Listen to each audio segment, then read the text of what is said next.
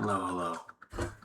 Now, I've taken a 2-day hiatus from Bible readings, but we're back. And honestly, I've been a little sick, just super tired.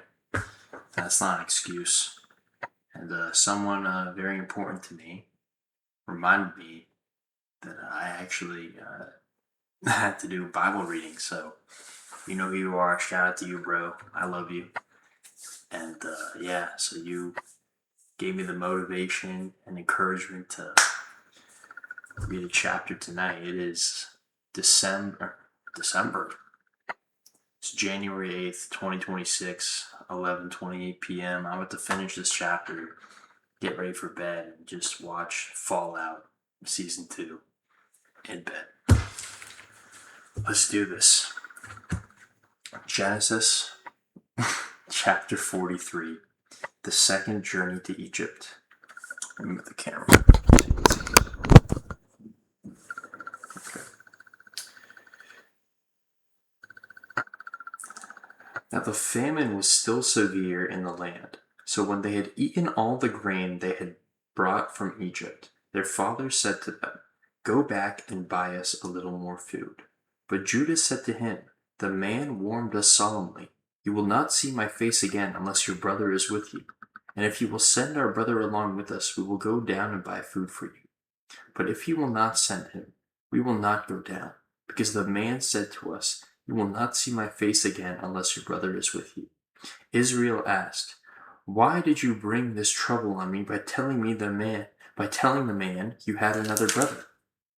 They replied, "The man questioned us closely about ourselves and our family. 'Is your father still living?' he asked us. 'Do you have another brother?' We simply answered his questions. How were we to know? He would say, 'Bring your brother down here.' Then Judah said to Israel his father, 'Send the boy along with me, and we will go at once, so that we and you and our children may live and not die. I myself will guarantee his safety. You can hold me personally responsible for him. If I do not bring him back to you and set him here before you, I will bear the blame before you all my life. As it is, if we had not delayed, we could have gone and returned twice.' Then their father Israel said to them, 'If it must be, then do this. Put some of the best products of the land in your bags and take them down to the man as a gift: a little balm and a little honey, some spices and myrrh, some pistachio nuts and almonds. Take double the amount of silver with you, for you must return the silver that was put back into the mouths of your sacks. Perhaps it was a mistake. Take your brother also and go back to the man at once. And may God Almighty grant me mercy before the man, so that he will let your other brother and Benjamin come back with you. As for me, I am bereaved. I am bereaved.' So the men took the gifts and double the amount of silver, and Benjamin also. They hurried down to Egypt and presented themselves to Joseph. When Joseph saw Benjamin with them, he said to the steward of his house, 'Take these men to my house, slaughter an animal, and prepare a meal. They are to eat with me at noon.' The man did as Joseph told him, and took the men to Joseph's house. Now the men were frightened when they were taken to his house.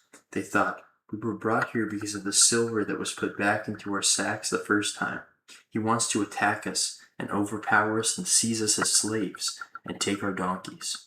So they went up to Joseph's steward and spoke to him at the entrance to the house. 'We beg your pardon, our lord,' they said. 'We came down here in the first time to buy food. But at the place where we stopped for the night, we opened our sacks, and each of us found his silver, the exact weight in the mouth of his sack. So we have brought it back with us. We have also brought additional silver with us to buy food. We don't know who put our silver in our sacks.' 'It's all right,' he said. 'Don't be afraid. Your God, the God of your father, has given you treasure in your sacks. I received your silver.' Then he brought Simeon out to them.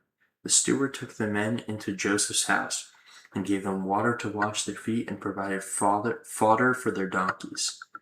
They prepared their gifts for Joseph's arrival at noon, because they had heard that they were to eat there. When Joseph came home, they presented to him the gifts they had brought into the house, and they bowed down before him to the ground. He asked them how they were, and then he said, "How is your aged father you told me about? Is he still living?" They replied, "Your servant our father is now alive and well." And they bowed down, prostrating themselves before him. As he looked about and saw his brother Benjamin, his own mother's son, he asked, "Is this your youngest brother, the one you told me about?" And he said, "God be gracious to you, my son." Deeply moved at the sight of his brother, Joseph hurried out and looked for a place to weep. He went into his private room and wept there. After he had washed his face, he came out and, controlling himself, said, "Serve the food." They served him by themselves, the brothers by themselves, and the Egyptians who ate with him by themselves, because Egyptians could not eat with Hebrews, for that is detestable to Egyptians. The men had been seated before him in the order of their ages, from the firstborn to the youngest, and they looked at each other in astonishment.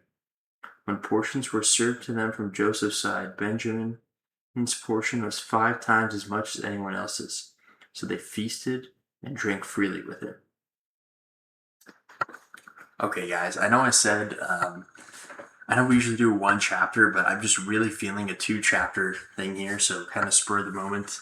I'm also going to read chapter 44 because this is a really good story, and I just think it's going to be such a satisfying moment when Joseph forgives his brothers and reunites with them. Maybe I can do some analysis of chapter 43 first.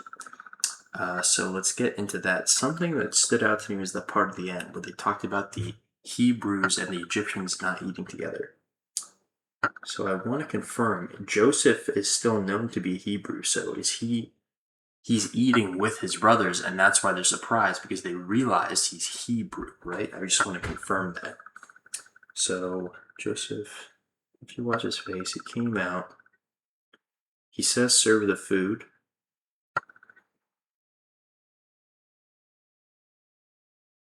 Ah, yes, they served. So they're talking about Joseph here. They're saying they served him, Joseph, by himself, the brothers by themselves, and the Egyptians who ate with them by themselves. So then his brothers must realize, oh, this man is not Egyptian. So I think that's the first key towards the end of the chapter. So the brothers are eating together, and they're having a good time. And Benjamin is giving 5 times as much food because Joseph obviously loves his little brother who's from his mother. Brother from another mother, except it's the brother from his mother. Plus, he probably is reminded of his mother when he looks at his brother. Kind of a side note for the guy who told me to or inquired about my readings, who is a cousin of mine. When I look at him, I actually see my uncle in him. I see my mom in him, and it's nice. And you really love like a younger sibling or a younger cousin that way because you see so many other people you love in them. So again, shout out to you, bro. You know who you are. You're the man. So let's get into chapter 44, which is called A Silver Cup and a Sack. This should also be satisfying. Now Joseph gave these instructions to the steward of his house. Fill the men's sacks with as much food as they can carry, and put each man's silver in the mouth of his sack. Then put my cup, the silver one, in the mouth of the youngest one's sack, along with the silver for his grain. And he did as Joseph said. As morning dawned, the men were sent on their way with their donkeys. They had not gone far from the city when Joseph said to his steward, "Go after those men at once, and when you catch up with them, say to them, 'Why have you repaid good with evil? Isn't this the cup my master drinks from and also uses for divination? This is a wicked thing you have done.' When he caught up with them, he repeated these words to them. But they said to him, 'Why does my lord say such things? Far be it from your servants to do anything like that. We even brought back to you from the land of Canaan the silver we found inside the mouths of our sacks. So why would we steal silver or gold from your master's house? If any of your servants is found to have it, he will die, and the rest of us will become my lord's slaves.' 'Very well then,' he said. Let it be as you say. Whoever is found to have it will become my slave. The rest of you will be free from blame." Each of them quickly lowered his sack to the ground and opened it. Then the steward proceeded to search, beginning with the oldest and ending with the youngest. And the cup was found in Benjamin's sack. At this they tore their clothes. Then they all loaded their donkeys and returned to the city. Joseph was still in the house when Judah and his brothers came in, and they threw themselves to the ground before him. Joseph said to them, "What is this you have done? Don't you know that a man like me can find things out by divination?" "What can we say to my lord?" Judah replied. "What can we say? How can we prove our innocence? God has uncovered your servant's guilt. We are now my lord's slaves, we ourselves and the one who was found to have the cup." But Joseph said, "Far be it from me to do such a thing. Only the man who was found to have the cup will become my slave. The rest of you go back to your father in peace." And then Judah went up to him and said, "Pardon your servant, my lord. Let me speak a word to my lord. Do not be angry with your servant, though you are equal to Pharaoh himself." My lord asked his brothers, "Do you have a father or a brother?" And we answered, "We have an aged father, and there is a young son born to him in his old age. His brother is dead, and he is the only one of his mother's sons left, and his father loves him." Then you said to your servants, "Bring him down to me so I can see him for myself." And we said to my lord, "The boy cannot leave his father. If he leaves him, his father will die."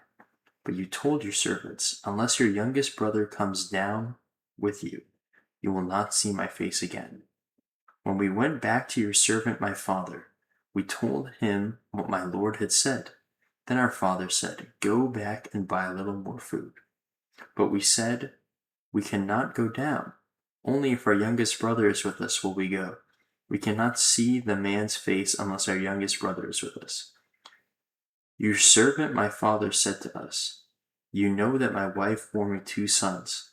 One of them went away from me, and I said, 'He has surely been torn to pieces,' and I have not seen him since.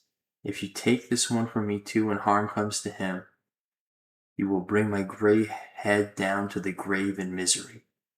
Now go. If the boy is not with us when I go back to your servant my father, and if my father, whose life is closely bound with the boy's life, sees that the boy isn't there, he will die. Your servants will bring the gray head of our father down to the grave in sorrow." Your servant guaranteed the boy's safety to my father.